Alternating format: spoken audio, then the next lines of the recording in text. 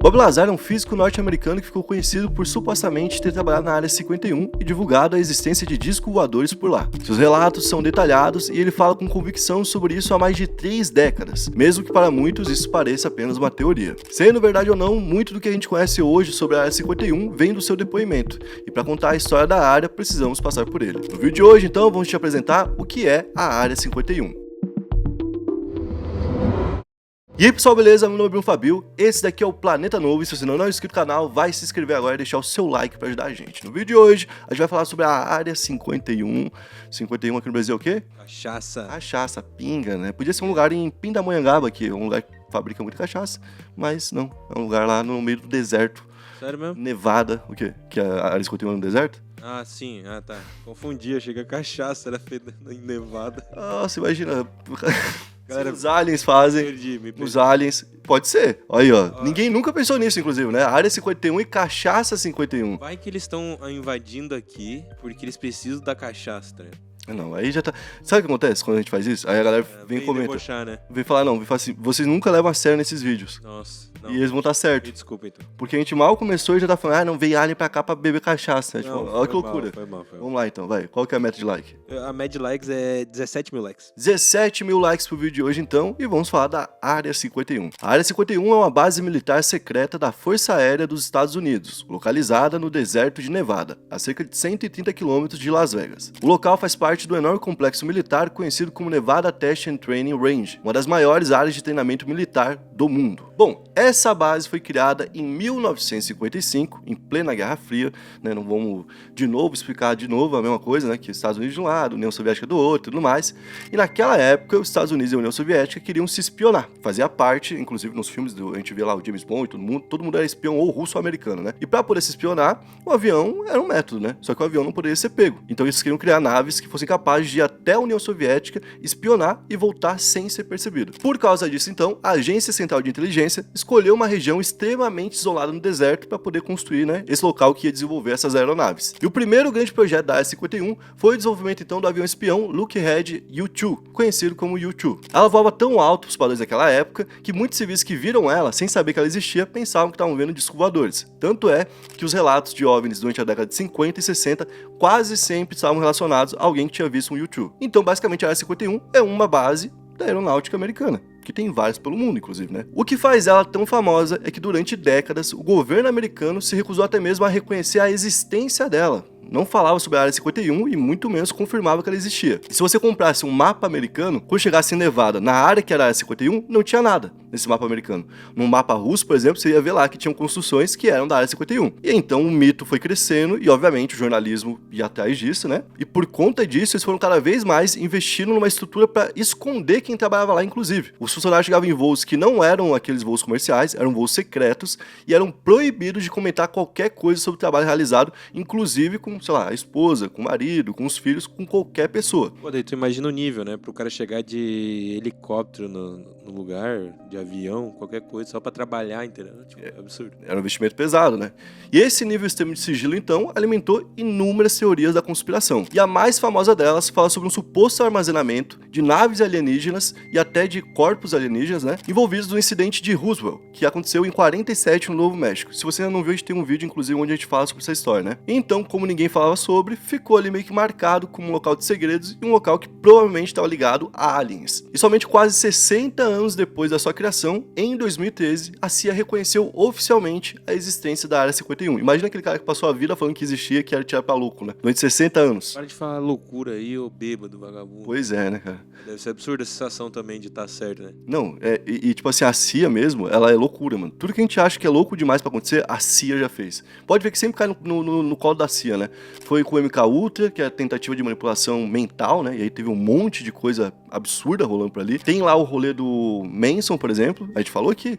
O Charles Manson, teoricamente, a CIA sabia o que tava rolando com ele quando tava manipulando aquelas pessoas, porque todo mundo tava indo numa clínica que era uma clínica fake, que existia da CIA, pra poder entender o que tava rolando com os jovens e entender, por exemplo, o efeito do LSD. Então o cara existia uma clínica pra receber essas pessoas que iam se drogar lá dentro, ele era um suposto médico que era simpatizante com isso, mas esse cara era da CIA e tava lá anotando tudo que tava rolando. E a galera que foi andar com o Manson e o próprio Manson foram nessa clínica. Então eles souberam que aquilo tava rolando. Mas mesmo assim não brecaram. Talvez por quê? Porque é interessante a gente ver até onde isso vai. Clinicamente é interessante. Então tudo que é de mais estranho assim, em algum momento passa pela mão da CIA. E eles reconheceram, divulgando vários documentos relacionados a vários programas secretos que aconteceram durante a Guerra Fria, né? Porque agora já é meio que um capítulo concluído, então suave fazer isso. Todo mundo que participou morreu, basicamente, né? E aqui surge então o nosso amigo Bob Lazar. Esse Bob alega ter trabalhado de 88 a 89 como físico em uma área chamada S4, localizada no Lago Papus, próximo da Área 51 em Nevada, que fazia parte do mega complexo da Área 51. Ele diz que lá era o esconderijo militar para estudo de discos voadores extraterrestres, especificamente extraterrestres. Ele disse que foi chamado para o trabalho por Edward Teller, físico teórico americano conhecido como o pai da bomba de hidrogênio, e que ele foi contratado como engenheiro para um projeto totalmente secreto. Ele achou que trabalhava numa espécie de sistema avançado de propulsão, né, que seria usado pelo exército, que por isso que tinha que ter sigilo, e que ele já estava animado com isso. E que de fato tinha a ver com um sistema avançado de propulsão, mas que não era algo do exército, era algo de fora do planeta. Ele disse que foi levado então de avião de Las Vegas até o Lago Grun, colocado num ônibus e levado até a Área S4. Quando ele chegou lá, a porta do hangar estava aberta e havia um disco voador, literalmente um disco voador. Ele disse que falaram para ele olhar para frente e andar em linha reta, porque ele não podia ver o que tinha ao redor. Ele disse que foi levado então para dentro da nave, que se tornou óbvio que ela não tinha sido feita pelos Estados Unidos e que não tinha sido feita para nenhum tipo de ser humano, porque não tinha o que é meio que básico pra gente, né, para poder andar num veículo desse. E explicar então para ele que o que eles estavam fazendo ali era um trabalho de retroengenharia ou engenharia reversa, né?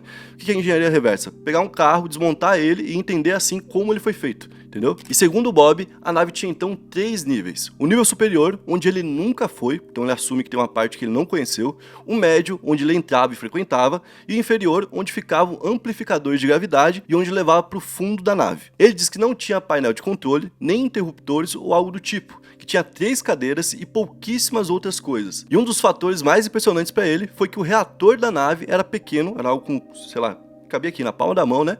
Mas que gerava energia suficiente para poder alimentar tudo aquilo. Inclusive, ele falou que gerava mais energia do que usinas nucleares, né? E como funcionou esse trabalho dele de 1 ano? Bob disse que os primeiros dias dele na base foram passando ali com ele lendo documentos que revelavam conhecimento de ETs e que explicavam para ele, ó, essa nave não é uma aquisição recente. Então, né, aquela teoria de Roosevelt, talvez, né? Talvez. E ele disse que no total haviam 9 discos voadores e que um foi fabricado a partir de uma substância metálica semelhante ali, em aparência e toque, ao titânio líquido, mas que provavelmente não era daqui. E bom, de onde veio tudo isso? Né? Essas naves, os supostos aliens que tinham por lá, segundo o Bob, as crianças, que é a forma como ele chamava os aliens, né, ganharam uma parte dessa base da Área 51 ou da S4 para conduzir as suas próprias pesquisas, em troca de hardware, combustível, materiais e treinamento.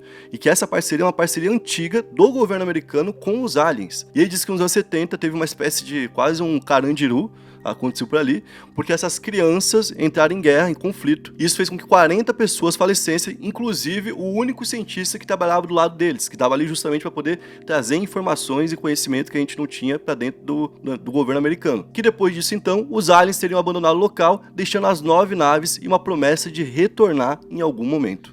Cara, é uma história louca, né? No mínimo, né? É difícil até de acreditar um pouco, eu acho. É que vai escalando, Sabe né? que é doido, cara? Porque Quando ele se fosse fala, isso- ele não treme, mano. Tipo assim, eu já vi ele falando, ele não treme. Tipo assim, se você for uma pessoa que vai muito pela convicção de olhar pra pessoa falando, você vai acreditar nele. Isso é um fato. Porque ele fala tudo assim, ele explica, tipo, em detalhes que eu não teria capacidade de trazer aqui, mas, por exemplo, como um físico explicaria a situação, sabe? Entendi. Uhum. De qual é... Tá, beleza, tem 9 discos voadores, bonitão. Mas qual que é a suposta tecnologia que vocês estavam tentando desvendar? Porque se fosse algo óbvio que a gente conhece, vocês não estavam lá estudando. O que você estudou durante 1 ano? Por exemplo, você tá trabalhando na parte de propulsão, né? O que tinha de tão diferente? Então ele vai e ele explica isso, o que ele estava estudando. Ele fez desenhos, e não são desenhos tipo assim, igual do Menino do Paraná. É um desenho literal, assim, tipo, de como funcionaria aquele avião, aquela aeronave, tá? É um depoimento que é muito embasado, porque provavelmente ele é um cara que estudou muito o assunto. Que se é verdade ou não, já é muito mais difícil da gente comprovar. Ainda mais que é verdade, né?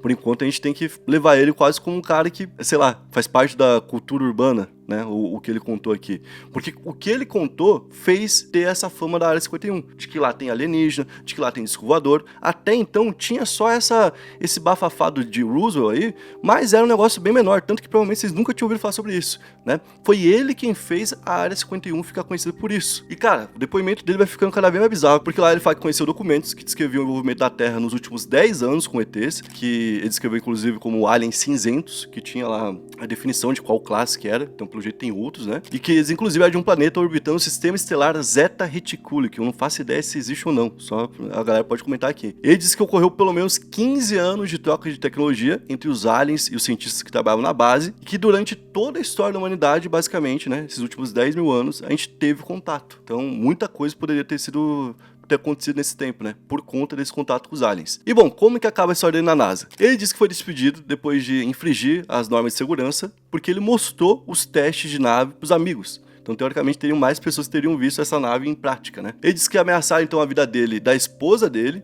e que apagaram o registro dele. Tudo sobre a vida profissional dele, tirando tudo que existia dele. Por exemplo, ele estudou em tal faculdade, tiraram isso. Ele trabalhou em tal lugar, tiraram isso. Pra quando ele fosse contar a história dele, ele parecia um maluco, né? Então, depois disso, ele falou que a única coisa que ele podia fazer é tentar levar a história pra mídia, por mais que ele fosse parecer um maluco, porque era a forma de não matarem ele. E no meio dessa situação de expor tudo isso, ele acabou sendo preso, mas por uma situação que não tinha nada a ver com o ET, nada a ver com a Área 51.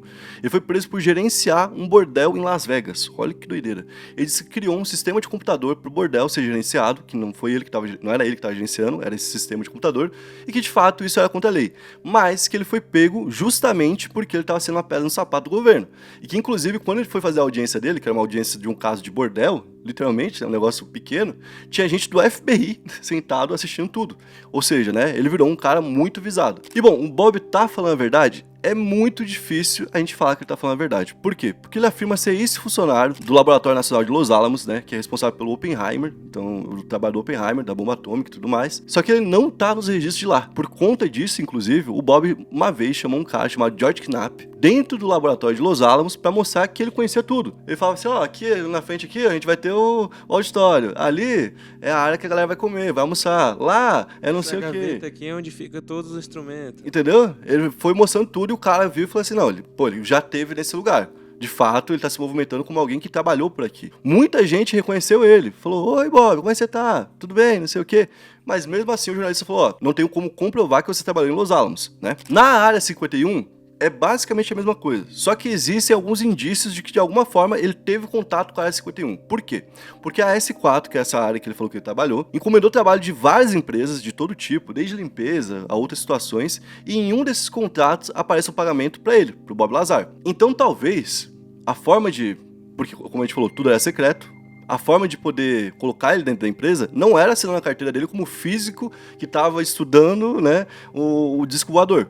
Era colocar ele como um cara, por exemplo, da faxina, né? E é isso que ele passou a alegar, que essa matrícula que existia era a matrícula dele. Tanto é que naqueles documentos que foram divulgados em 2013, tem uma parte que é de 88 e 89 que aparece pagamentos para um cara chamado Lazar. Mas não tem nada falando sobre Robert Lazar, que seria o Bob Lazar.